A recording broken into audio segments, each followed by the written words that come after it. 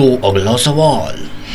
तो इस सवाल को करने के बहुत सारे तरीके हैं लोगों के अलग अलग, लेकिन हम थोड़ा सिंपलेस्ट मेथड ही यूज़ करेंगे क्योंकि हम सिंपल चीज़ों पे विश्वास रखते हैं। तो चलिए शुरू करें। तो यहाँ हो क्या रहा है पहले पढ़ते हैं।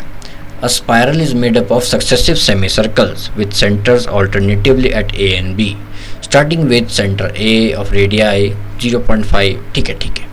तो इसका मतलब इसका रेडियस 0.5 से बढ़ रहा है। तो देखो पहले यहाँ था, तो जब यहाँ था तो इसका रेडियस ये स्टार्टिंग में हुआ कितना 0.5, 0.5।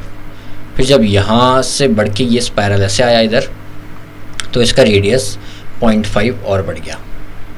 तो यानी ये 0.5 और ये 0.5 और फिर क्या हुआ, ऐसे घूम के फिर से आया तो ये 0.5 और बढ़ गया, ऐसा हो गया। तो पहले केस में इसका रेडियस था 0.5, दूसरे केस में ये पूरा मिला के यानी 1, तीसरे केस में 1 + 0.5 यानी 1.5। तो इस बात को याद रखना। तो देखिए इसको हम लिखें कैसे। हमें पता क्या करना है, total length of such spiral for 13 consecutive semi circle. तो जरा हम फॉर्म लिखना शुरू करते हैं। 13 पे तो हम पहुंच ही जाएंगे। अगर मैं मानता हूं कि पहला वाला का जो पेरीमीटर है वो L1 है, तो सेमी सर्कल है ये, सेमी सर्कल। तो सेमी सर्कल के पेरीमीटर का फॉर्मूला क्या होता है, देखो 2πr होता है पूरे का, सेमी मतलब आधा, तो πr। तो पहले वाले के लिए यानी मैं लिखता हूँ L1 के लिए कितना होगा πr यानी पाई इंटू 0.5। अच्छा जी, दूसरे वाले के लिए तो आपने बोला सर 0.5 बढ़ाओ, तो पाई इंटू 1। तीसरे वाले के लिए पाई इंटू मैंने यहाँ दिखाया 0.5 यानी 1.5। और चौथे वाले के लिए अब आप बोलोगे सर 0.5 और बढ़ाओ, तो पाई इंटू 2।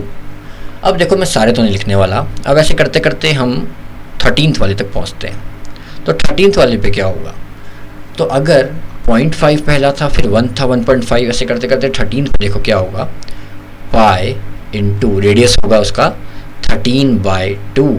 अगर डेसिमल में देखना चाहो तो देख सकते हो 6.5 का, यानी 13वें में जाके 6.5 का हो जाएगा। तो मैं 6.5 ही लिख देता हूँ। पर देखो ये डेसिमल में तो मुझे पसंद नहीं आ रहा कुछ, तो हम एक बहुत अच्छा काम कर सकते हैं। सोचो क्या। मैं क्या करता हूँ, इस पूरी इक्वेशन को पहले यहाँ पे ऐसे लिख देता हूँ, यानी pi into 0.5 plus pi into 1 plus pi into 1.5 and so on. कहाँ तक, पाई इंटू 6.5 तक। ठीक है।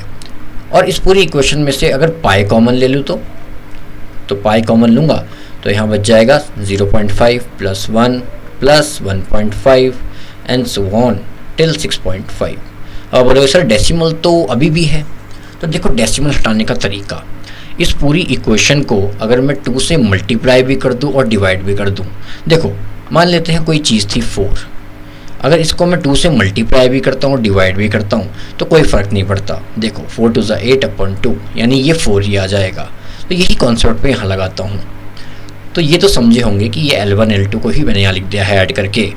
तो देखो 2 से मल्टीप्लाई डिवाइड करने पे क्या हुआ, तो 2 एक तो मैंने मल्टीप्लाई किया, तो मल्टीप्लाई किया ऐसे और डिवाइड किया ऐसे, तो ये मल्टीप्लिकेशन होके अंदर चला गया। अब अंदर चला गया तो देखो क्या कमाल करेगा ये।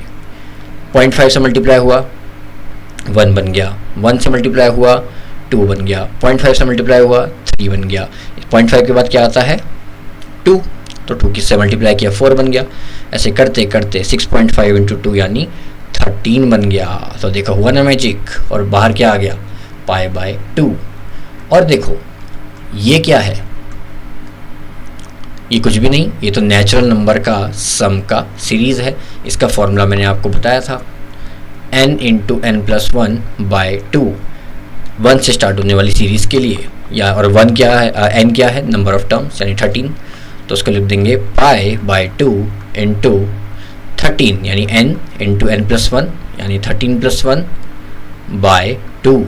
तो कितना आ जाएगा जी ये, तो ये आ जाएगा 13 इंटू 14/2, तो 2 7 और पाई का वैल्यू 22/7 यूज़ करेंगे, तो 22/7 इंटू 1/2 इंटू 1/2, ये 2 यहाँ से आया नीचे, इंटू 13 इंटू 7, तो 2 से ये कटा 11 सा, ये कटा यहाँ से 7, तो 11 इंटू 13 कितना होता है 143, तो 143 यानी 143 इसका आंसर आएगा टोटल सबको सम करने के बाद 143 सेंटीमीटर। तो था ना आसान, तो बस इसको ऐसे ही करके याद रखना। तो हमारा एक और क्वेश्चन हो गया, तो काफ़ी सिंपल क्वेश्चन था, पता नहीं लोग क्यों कॉम्प्लिकेटेड कर देते हैं इसे। तो मिलते हैं अगले सवाल में।